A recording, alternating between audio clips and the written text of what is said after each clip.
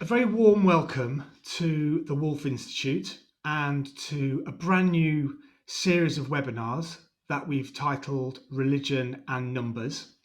And for anyone joining us at a Woolf Institute event for the first time, we are a charitable business based in Cambridge, and we concern ourselves with with research and with education and policy and outreach, all connected to issues around religion, with a particular focus on Jewish, Christian, and Muslim communities. So, without further ado, I would just like to say a few words about the series and tonight's speaker. So, I wanted to offer a series of webinars, all connected to the quantitative end of religious studies. And I wanted to provide an opportunity to gather together students and researchers and people not connected with academia who are all interested in some aspect of religion. As you know, religion is a sensitive topic, and of course, it can be a divisive topic as well. And I also think, to a certain degree, that the quantitative end of social science can be something of a divisive issue for many people engaged in social research. And I don't know whether our guest tonight or any of our attendees have had a similar experience, but I have found myself on a number of occasions at seminars and conferences, not only defending my arguments, but also defending the whole of statistics.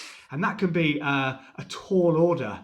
So, but somebody who is much better at defending the whole of statistics than I perhaps will ever be is tonight's speaker.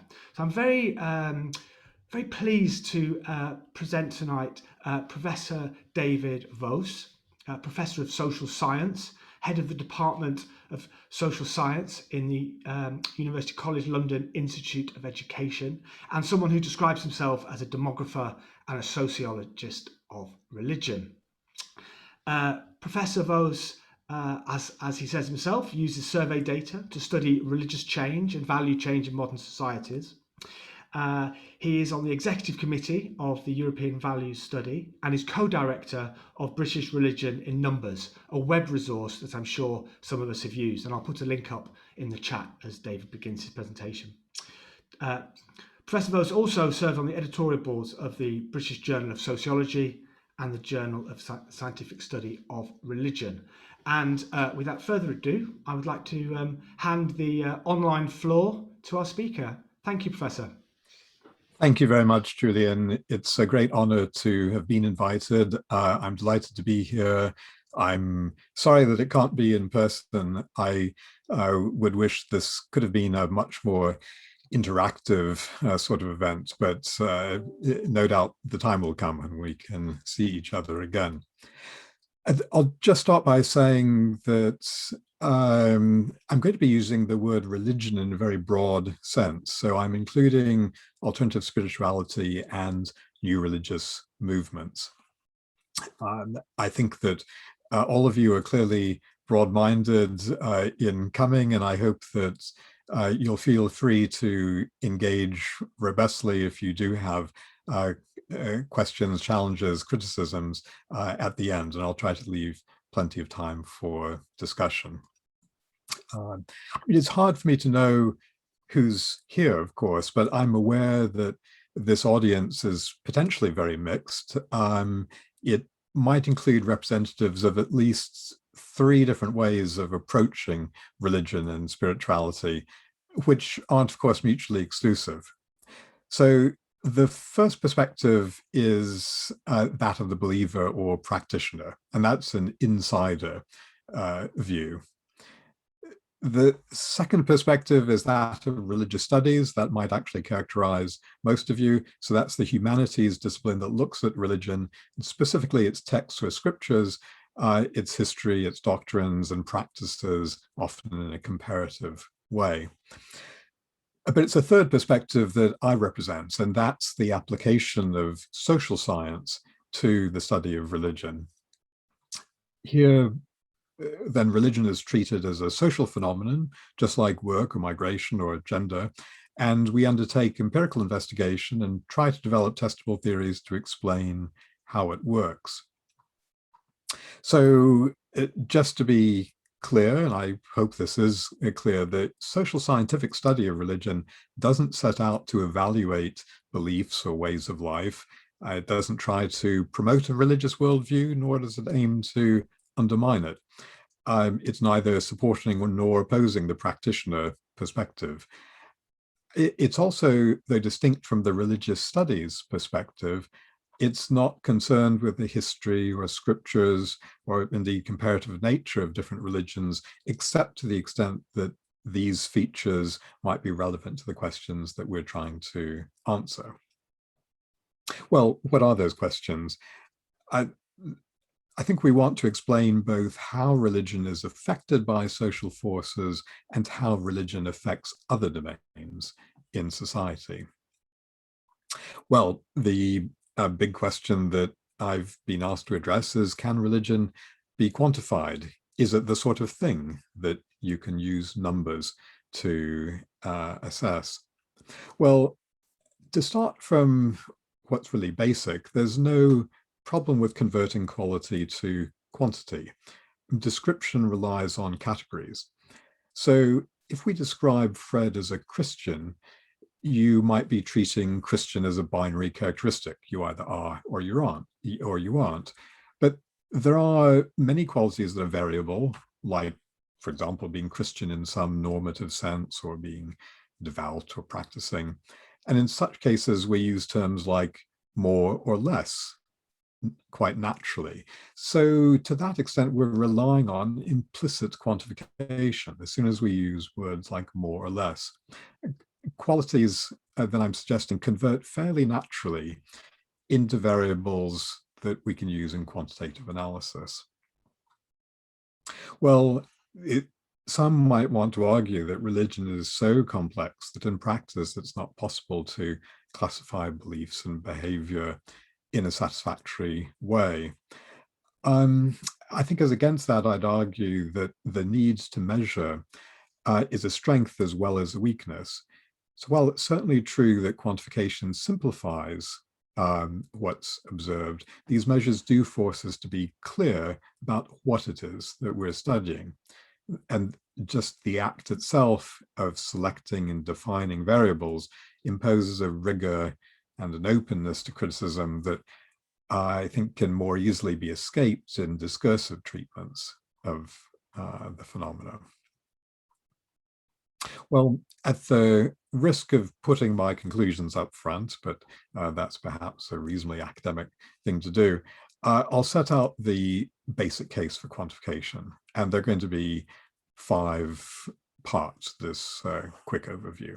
So first, we want to describe who's religious and how committed they are by variables like age, sex, ethnicity, marital status, class, and so on. So even at the most basic level, quantification can help us to do those things.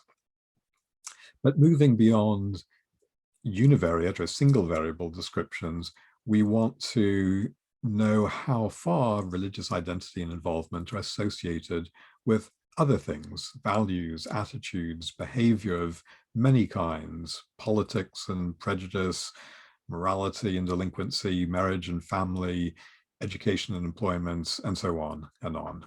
So again, quantification, particularly through large-scale surveys, but also through censuses and indeed small surveys, can help us to do those things and to identify those kinds of associations. But then thirdly, and this is where it gets especially interesting, we want to test theories of religious change. And that means discussing issues like the decline of institutional religion, the advance of alternative spirituality, the relative religiosity of women, the degree of commitment of young European Muslims, and so on and on. And to address topics like these, we do need social surveys on representative samples, because the alternative, at least in my view, is just to rely on case studies and guesswork. Now, fourthly, we want to test theories about the consequences of religious affiliation and involvement in other realms of life, like education, marriage, family, politics, pro-social behavior, and so on. So now we're not asking what things affect religion, we're asking what things does religious affect. And then finally, we want to compare different societies, different periods, and quantification is a natural resource in doing that. Well, for the rest of my time, I'll try to give you first a brief overview of the background to survey research on religion. I'll talk about data collection problems. I'll spend a lot of time, relatively speaking, on measurement problems. And then finally, I'll recap some of those benefits that I've just run through. So having argued that quantification is helpful and indeed necessary, I am, for the sake of complete openness, and also because I think it's in a sense part of the scientific method to challenge one's own presuppositions, run through some of the very obvious difficulties of collecting data and measuring religion. Well, surveys are now, of course, firmly established in every area of social research, but it wasn't always so.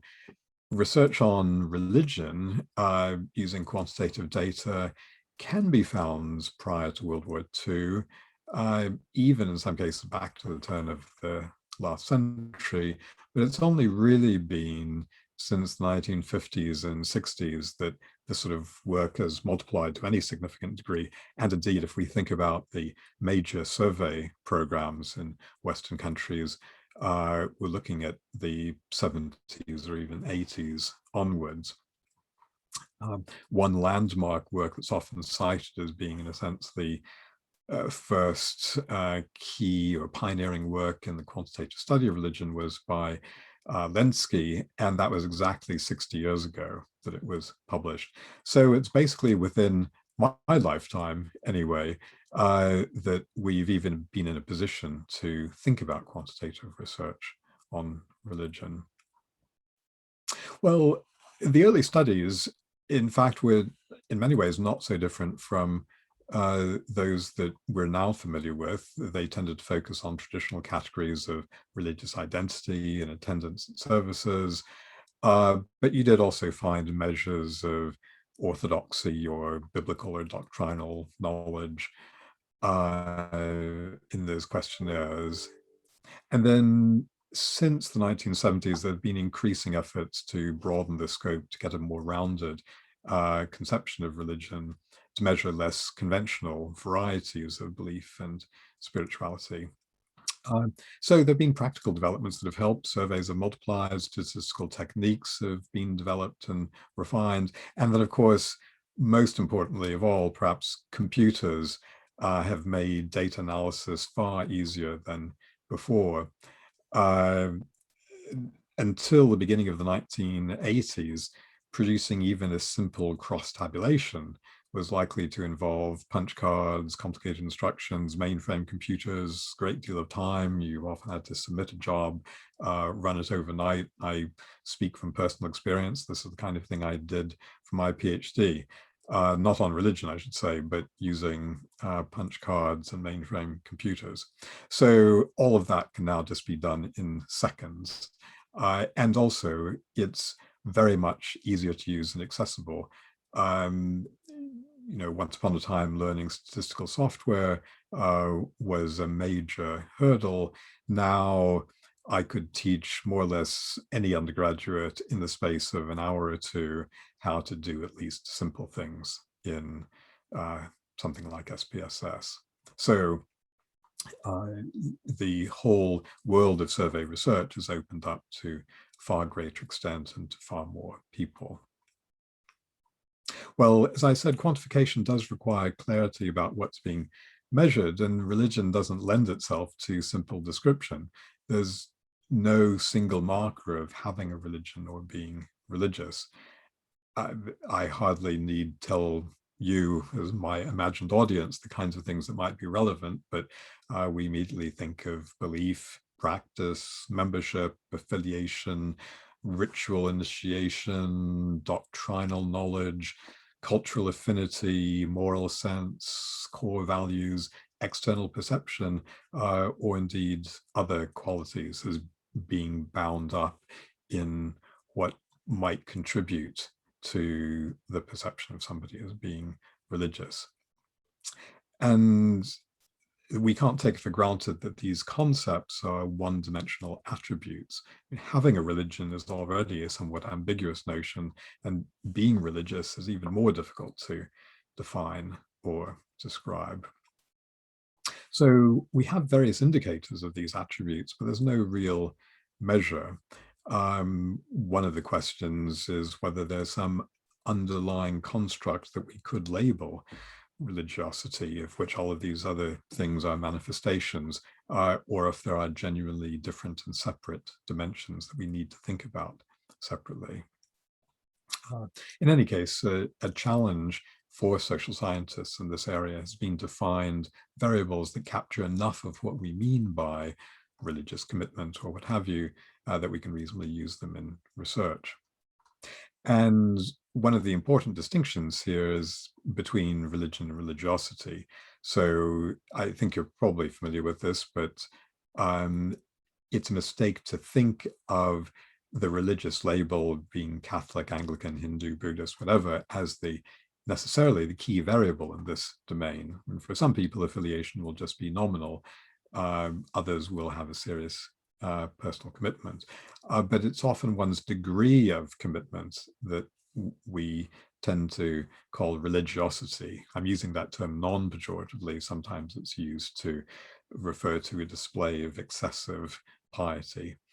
But religiosity is bound up with attitudes, behavior, values.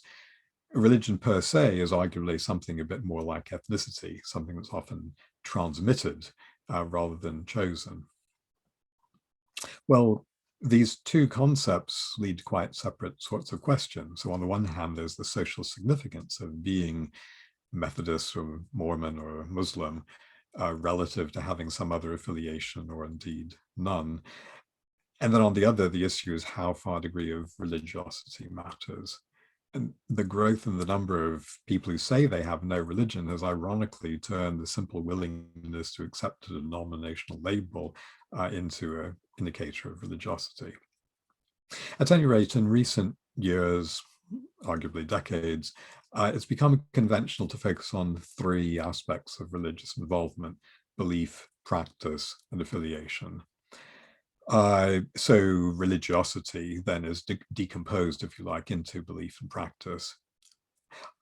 I've recently come to think that another dimension is needed, one that you could label intensity or perhaps the personal importance of religion. I think that's often what distinguishes, for example, the Western developed world from the global South, but that's an issue we could return to. Let me move on to data collection issues.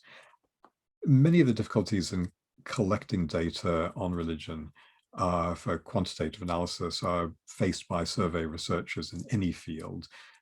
It's to do with drawing a sample, having a sampling frame, that is an initial list that you would even start from. There are problems such as if you want to study members of a small group, there may be no such lists available. They're often hard to reach populations. Interestingly, surveys are now widely conducted by the internet, and online surveys are on the one hand a great resource, but on the other, of course, there are many pitfalls. Even assuming that everyone has access to the questionnaires, those who complete it are often just self-selected, which is a major problem. I mean, there are ways around this in sampling, but I would be very suspicious of online surveys that are just circulated to all and sundry, and then just people who happen to be interested or feel passionately one way or another complete them. I think that is not a route to getting reliable results. And in general, whatever the kind of survey is, whatever the survey mode, the issue of non-response, the effect on the results of losing those who refuse to do the survey or just aren't interested, is a constant preoccupation for quantitative researchers. So sample size is certainly a problem. It's particularly a problem when you start trying to break things down to look at the details of, for example, the characteristics of people who have a particular affiliation or belief. Religion can be a sensitive subject, though it falls a long way short of some others. Sex and drug use, for example, are typically harder to survey. Members of minority groups may be reluctant to identify themselves for fear of persecution. Some people might be reluctant to answer questions about what they see as personal matters. Social desirability can affect the responses. People might not want to admit to unusual beliefs and practices, or conversely, they might want to exaggerate their orthodoxy or frequency of participation. And then finally, of course, some questions may not be very clear to people. I often wonder when we ask about reincarnation, for example, if people even understand the term. And if you ask about things like the Trinity, I strongly suspect that many people don't. But in a sense, the same applies even to using a word like belong. Do you belong to a religious group? I mean, how formal does the belonging have to be? And I think sometimes people interpret things like that in different ways. Well, let me move on to measurement problems. And again, I want to put all the bad news up front so we can try to engage with it and decide how much of an issue it is. I do think that obtaining fully satisfactory data on religion is difficult. And indeed, I've for some years now been promulgating what I refer to as Voas's law, which is that a quarter of responses to any question on religion are unreliable. So let me give you some cases in point. Let's start with affiliation. So people can see religious affiliation in different ways.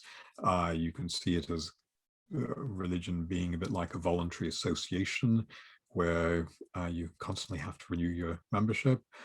You could see it something more like a nationality, and that's something that you have even if you go elsewhere. It could be just an aspect of cultural heritage. And responses to questions on religious affiliation are influenced by the exact wording and context of the question.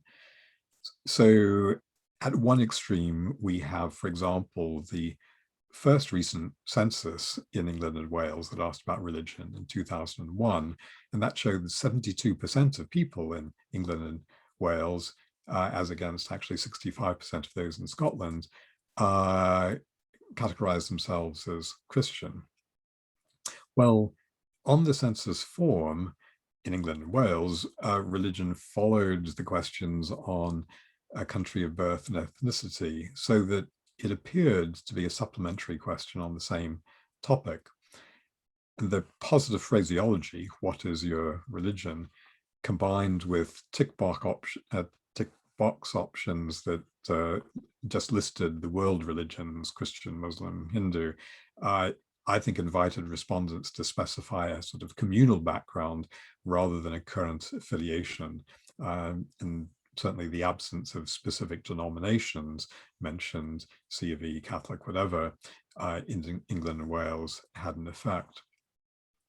And then note too that the census forms are typically completed by one person in the household on behalf of everyone at the address. And to the extent that such people tend to be older or more religious than average, the numbers might have been affected. So The situation was different in Scotland, and indeed it was different in the British Social Attitudes Survey, where you have a question on religion in the context of a wide-ranging inquiry into opinion of all sorts and practice. It's worded differently. It might seem to discourage rather than encourage a positive response. The British Social Attitudes Survey question is, do you regard yourself as belonging to any particular religion? People have to interpret what belonging might mean, but it possibly implies some kind of current as opposed to past affiliation. So you end up with really a very considerable discrepancy between the figures obtained back 2 decades ago between the census and the BSA. If we look just at adults, it was 79% of the census versus 58% in the BSA on what, at least on the surface, looked like the same question. Things are arguably even more complex in Japan. For example, there's a religious yearbook published by the Ministry of Education and Bureau of Statistics in Japan that shows Shinto totals based on reports from shrines that amount to something like 3/4 of the total population. But then you have other agencies, that for cultural affairs, suggesting that Shinto is perhaps followed by half the population.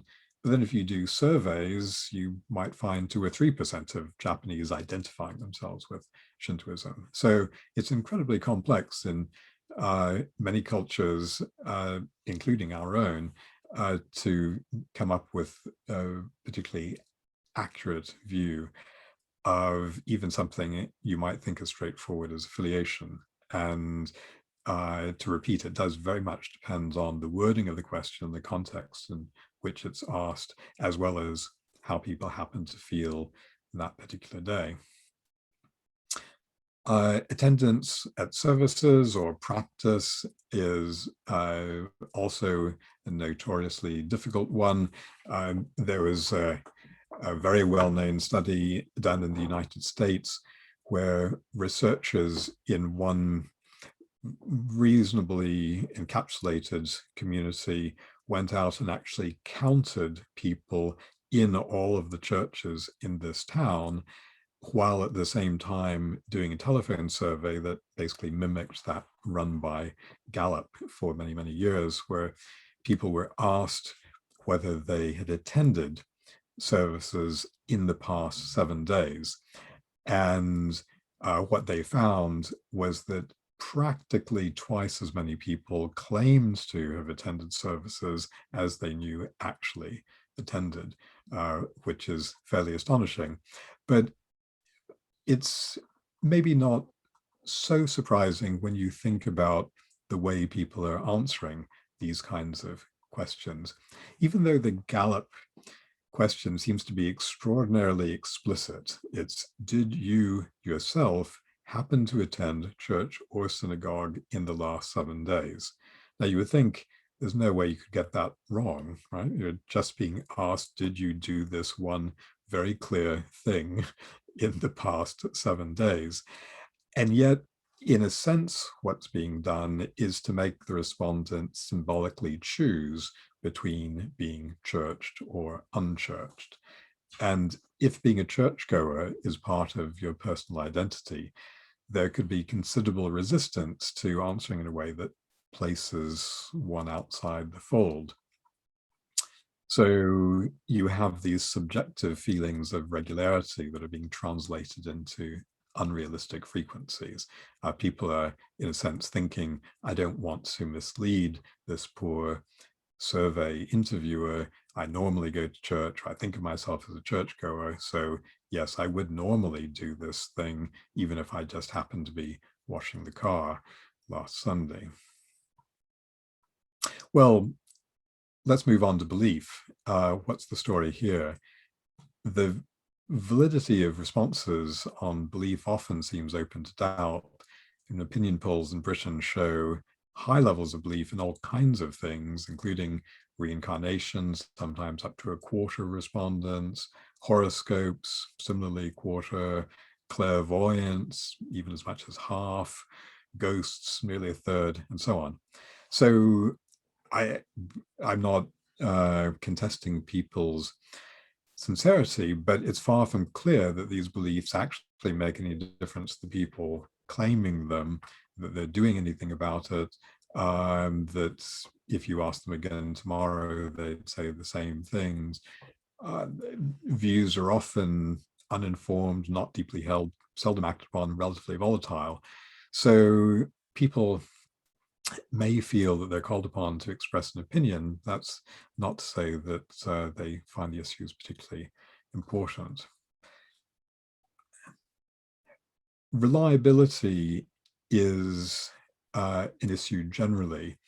One of the interesting findings from a survey called the British Household Panel survey is that if you go back to the 1990s, this was when I think I possibly first looked at the survey, or at any rate, a few years afterwards. If you compare the surveys from 1991, 1999, you find the relative frequency of people claiming any particular affiliation to be pretty much identical at the beginning and end of that decade. But if you look at the individual level, more than a quarter of respondents interviewed in both surveys at the beginning and end of the decade actually supplied different religious labels for themselves at the two dates. Now, no doubt there were some genuine cases of switching either between denominations or from a denomination to no religion. But it's likely that a lot of people were just sitting on the fence, and the line between Church of England and none, no religion in particular, can be rather fuzzy. And this phenomenon even has a name now. It's called liminality. So people are in this sort of liminal state where, depending on how you catch them on the day, they could go one way or another.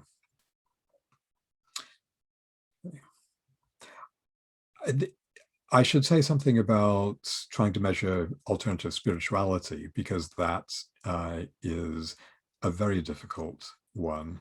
It's not even easy to say what being spiritual means.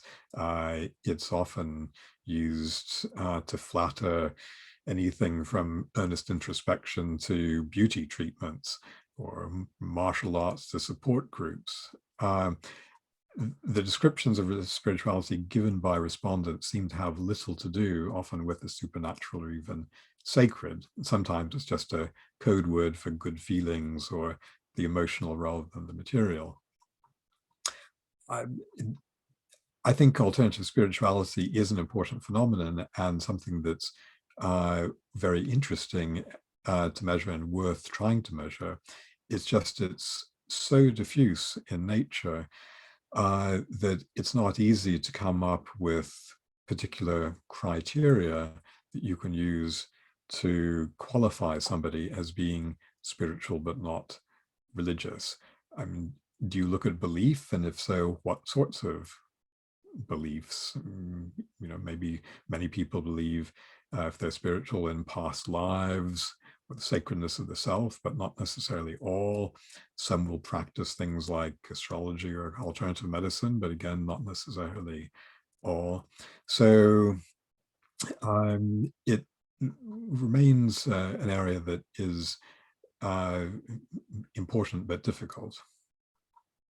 Well, having run through a lot of the problems, let me circle back round to the benefits of quantitative work on religion. I think, notwithstanding all of the difficulties I've discussed, it is possible to obtain reliable, useful data on religion. And such data are helpful in helping us to understand the nature and sources of religiosity on the one hand, and the consequences of religious affiliation and commitment on the other. Thinking first about religion as a dependent variable, to use the jargon, that is something that is affected by other social forces. the main theories of religion that you'll be familiar with, things like the secularization thesis, aim to account for the success or failure of the religious enterprise in relation to other factors. And that's something that relies heavily on quantification.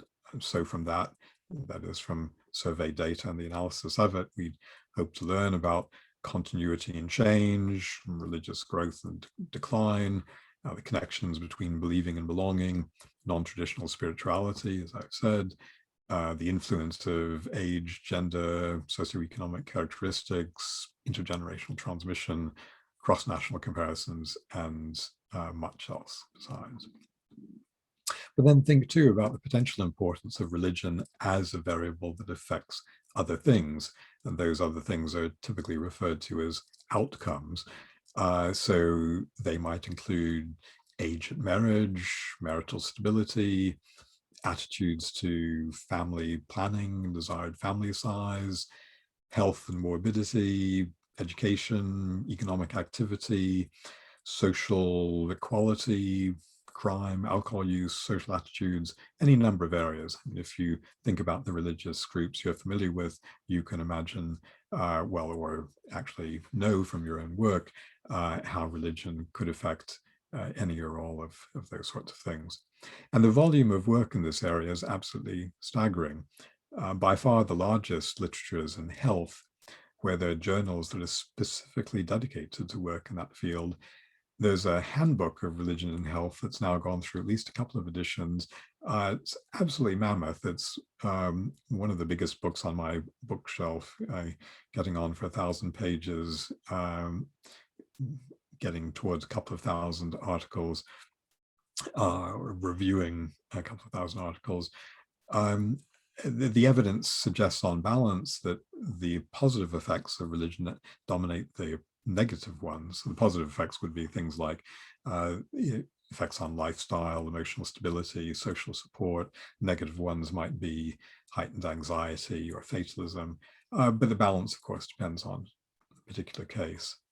And it's important just to note that selection bias, of course, is potentially a serious issue here. I mean, does religion cause good outcomes, or do people who are likely to experience good outcomes tend to be religious? So that's something to talk more about. I'll just conclude here, because I do want to allow time for discussion, by saying a word about surveys available for secondary analysis. When I refer to doing quantitative work on religion, in most cases, I'm talking about using existing survey data sets that are easy to find and download. I'm not talking about going out and doing primary data collection. That's a very worthwhile activity, but it's expensive, it's time consuming, and often we can get all sorts of interesting material from data sets that already exist. And I would encourage you to think about using those if you're at all interested in following up with doing this sort of work. So thank you all for listening. Julian, should we take some questions?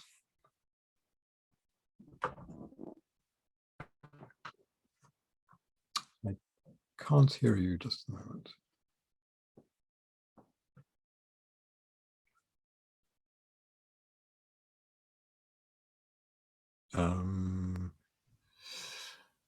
There.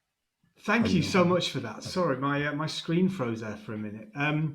Thank you for a wonderful presentation, a really marvellous journey through some of the challenges and benefits.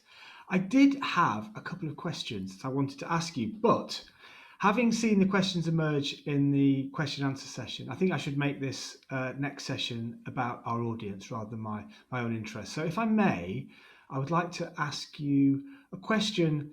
I do hope I pronounced the surname correctly. There's a question left here from Richard Luney, or perhaps Luney.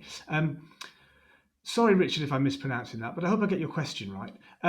Could you give some examples of important insights about religious affiliation or the impact of religion that have been contributed by quantitative analysis. So where has quantitative analysis provided key insights? So let me give one example from treating religion as a dependent variable and one as an independent variable. On the dependent variable side, that is the impact of social forces on religion. Unquestionably, the most talked about phenomenon over the past couple of decades has been secularization. That is the decline in religious belief, practice, and identity across the Western world, perhaps initially in Europe, but now very clearly visible in North America, including the United States, as well as Australia, New Zealand, and indeed places in Latin America and probably East Asia. So we might have some inkling that things were changing as, for example, priests reported empty parish churches and so on. But we wouldn't really have a very good handle on what was going on in the absence of survey research. I mean, it's also the case that diversification of the religious landscape is greatly, our understanding is greatly aided by survey and census research. For example, even something as fundamental as the number of Muslims in Western countries, something that there were huge arguments about as recently as just 10 or 15 or 20 years ago, and having questions on censuses and large-scale surveys on religion now gives us a great deal of confidence in what those numbers are. So that's just something worth mentioning. On the religion as an independent variable side, as I say, there's a slew of work that goes back many decades. It was often widely thought, for example, that Catholics had more children than other Christians, but it's been known for quite some time that that is no longer the case. And the actual data were very revealing about when and how that started to change. But there are also fascinating insights into, for example, the impact of religion on happiness. So people who are more religious tend to be happier. Why that's the case is something that is open to argument, but it's at least a fun fact to debate.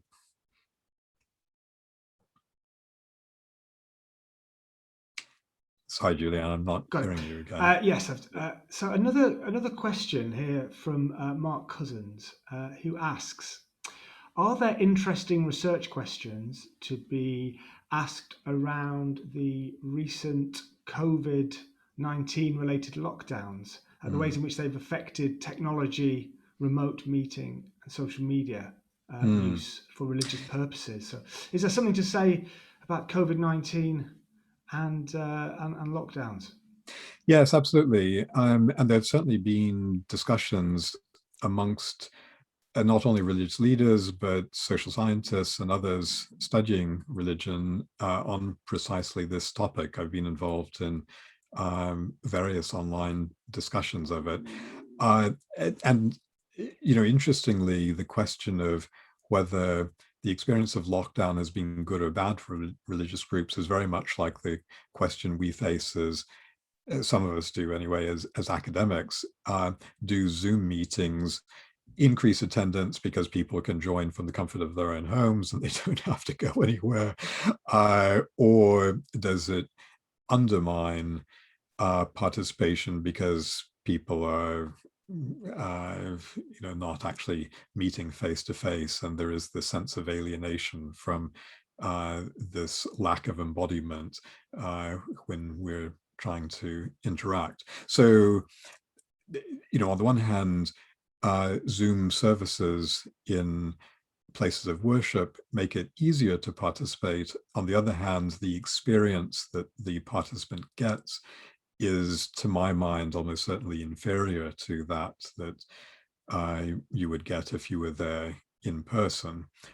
So there's a kind of trade-off.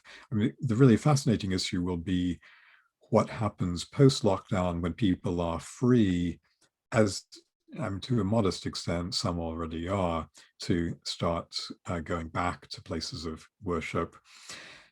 I suspect that at least some people will have got out of the habit of going to services frequently. And I think that there might be a long-term loss from participants who, just as you might get out of the habit of going to the gym, and once you lose the habit or the discipline, you simply don't pick it up again. I wonder if something the same could be true of church going. And we'll probably know in the next year because we will have the statistics. So that's one to watch. Maybe this would be a good time to offer a shameless plug for our friends and colleagues at the Institute of Jewish Policy Research, who've conducted a number of studies on British Jewish communities during the COVID pandemic and have done some really excellent quantitative work. I might also say that the Woolf Institute itself has conducted a quantitative study of COVID, looking at British Jewish and British Muslim communities, which is due out in the next few weeks. A question here from an anonymous attendee.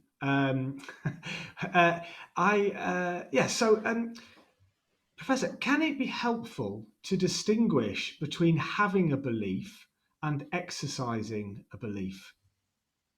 And it offers a sort of development of that. So the attendee asks, can it be helpful to distinguish having a belief in terms of accepting the reality of something and exercising the belief in terms of living in some way that is affected by that belief? Mm. I think it is an important distinction. We find with astrology, for example, many people say that they read their horoscopes, but if you follow up and ask them if they do anything about it, almost invariably they say no. And to some extent, the same might be true of more conventional or mainstream religious beliefs, that many people will affirm them, but that's not to say that they necessarily act in accordance with those beliefs. I mean, this is a common phenomenon almost regardless of the area.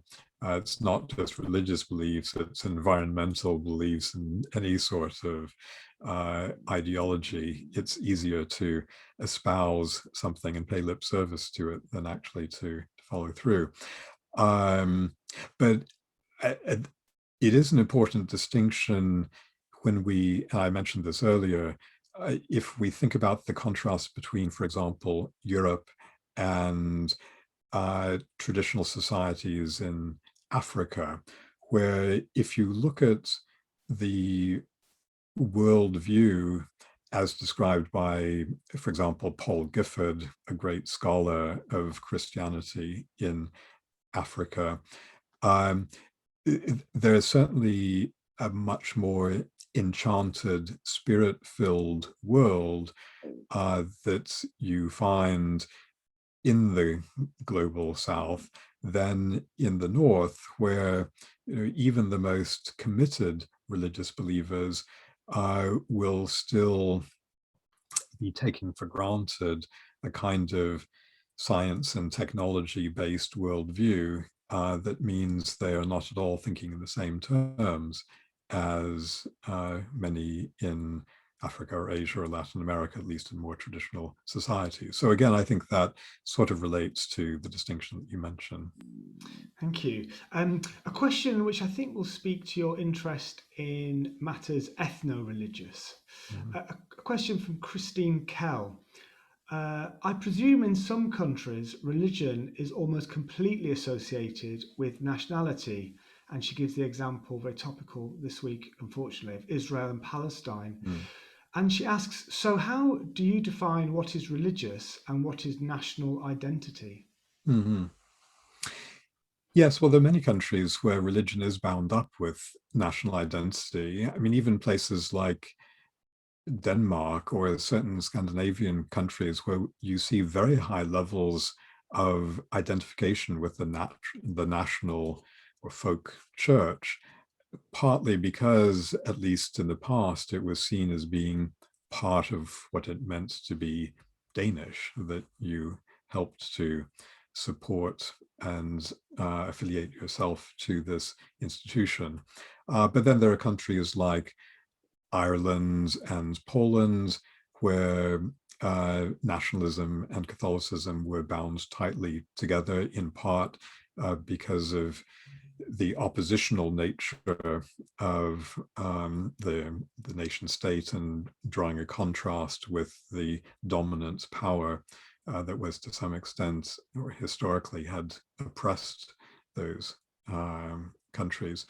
So yes, it's not easy, and I think even in England and Wales, in that census from 2001, I wonder if we weren't seeing, to some extent, an expression of a kind of English quasi-ethnic identity in people ticking the Christian box rather than no religion. In other words, people were first asked, are you white, black, or brown? And they would say white. And then they were asked, are you Christian, Muslim, Jewish? And they would say Christian.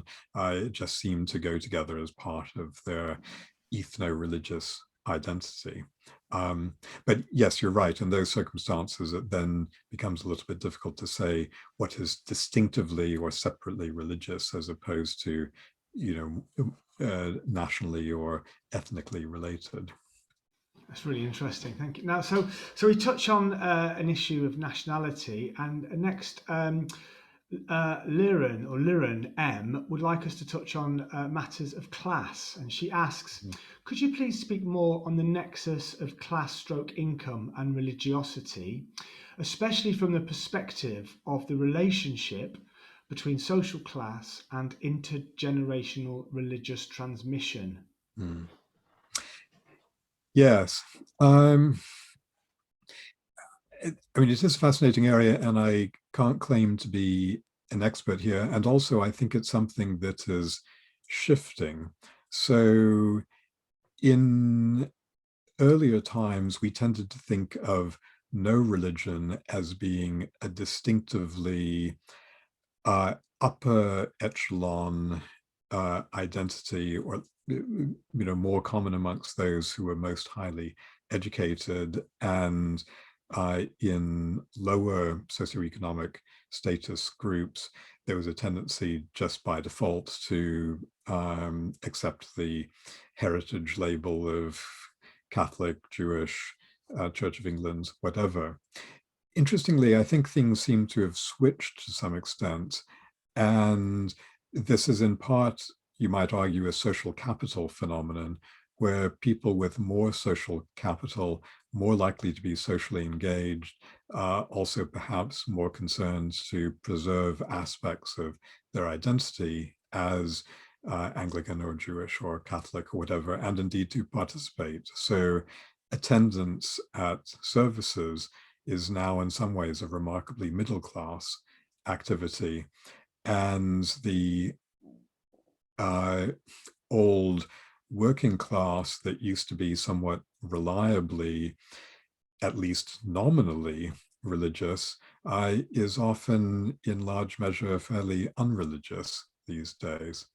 And you mentioned intermarriage as being a significant force here, and I think that is actually a very important factor when it comes to secularization or religious change generally, as there is more pluralism and mixing and willingness to marry across what used to be fairly bright social boundaries. You find that people are drifting away from religion just because the easiest middle way is to go with no religion. That's fascinating, thank you. So we have time for just one or two more questions, and a question here from Neil Cunningham from the Centre of Islamic Studies here at Cambridge. And he asks, how do you deal with the marked disparity between reported religiosity or religious attendance and the likely reality, as you mentioned in the US survey? Do you trust the reported results, or should we apply some sort of downgrade factor? The Voas rule, perhaps. um,